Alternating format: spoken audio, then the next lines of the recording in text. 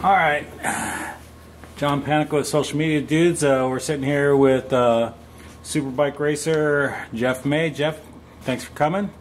Yeah, Spent a little bit of time here at Road Atlanta. How long have you been racing?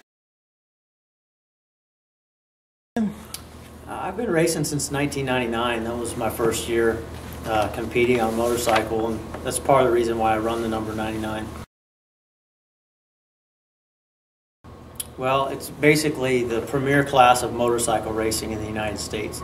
So if you're familiar with NASCAR, it'd be like the top level NASCAR racing, or American Le Mans series with the prototype cars. It's the highest level of motorcycle racing in the United States.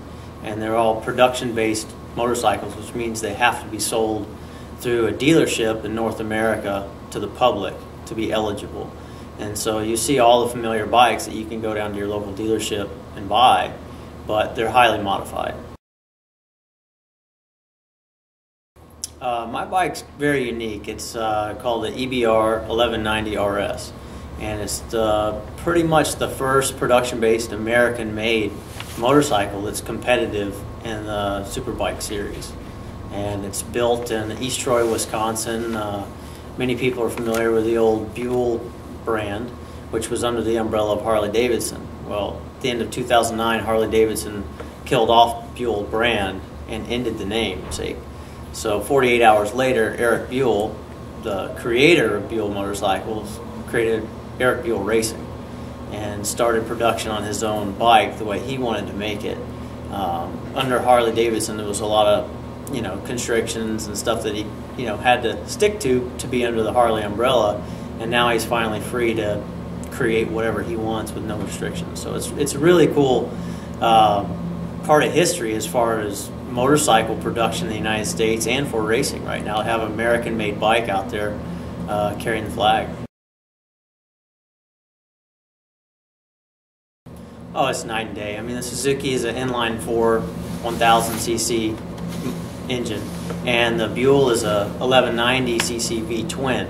So the characteristics of the engine are totally different. It's like comparing an inline 4 car versus a big V8. It's totally different, sounds totally different, and it's there's nothing similar about the motorcycle.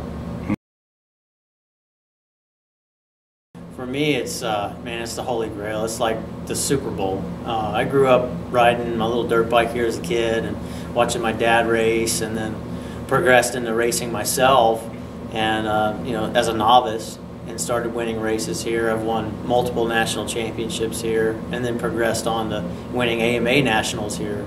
And there's a period from 2005 to 2009 where I didn't miss the podium once. So it's very impressive. Yeah, it's for me, it's very special. It's in my backyard. I get to sleep in my own bed, and I have a lot of fans, a lot of friends that everybody comes out and roots me on. I'm the hometown guy, so it's really cool for me to come out here and race. I remember back where the new paddock is now, it was actually a hill, and I think they had some outdoor motocross, AMA level motocross races here. And I remember riding my little PW50 Yamaha, and it was so steep I couldn't even get up it. So I'd kind of go down one side and halfway up the other and just kind of turn around and kept doing a U on the racetrack. And I remember that. And I also remember the old tower, being able to go up in the tower on the outside of turn 12 and watch the races there. And I remember climbing trees behind the tower, even with my sister, and just hanging out and being part of the atmosphere. And big part of growing up in my life, yeah, definitely.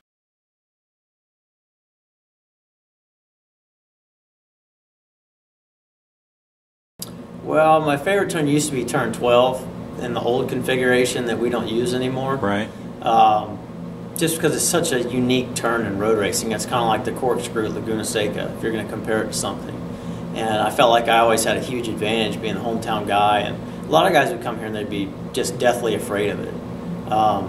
Now we've changed it. We made it a lot safer for the bikes because of how high the speed got over the years. They needed to make a change there, basically. And it's made another passing zone. It's made it real exciting for the finish line because you can pass going in or pass going out, and the finish line's right there. So there's a lot of excitement, and the hill's still a lot of fun. You come under the bridge, about 120 miles an hour wheelie, halfway down the hill, and then as soon as you jump on the brakes, the bike goes sideways, and you're sliding down the rest of the hill. and it kind of bottoms out, and you get the bike straightened out, and then you wheelie it out to the finish line. So it's a lot of action happening in that little short amount of real estate.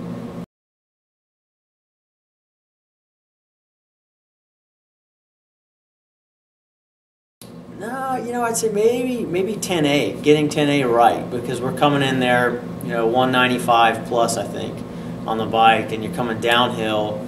Brakes are super important, getting them dialed in on the bike so you can get it slowed down. You'll see a lot of guys screw up, or, you know, it's dangerous. Some guys will come down in there and, I wouldn't say dangerous, but you got to be wary of your other guys you're racing around, because they can overcook it, and if they're on the inside of you, they can clean you out. So you see a lot of guys run off in the gravel trap there, just misjudge it.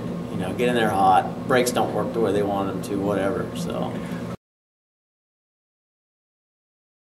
well, you know, I think there's a big advantage to having some time on this track, because it's a big, fast, classic road course, and a lot of the newer tracks a lot of guys race on aren't like this. You know, there's not a lot of tracks in North America that have such high speeds as Road Atlanta. You got Road America, it's kind of similar.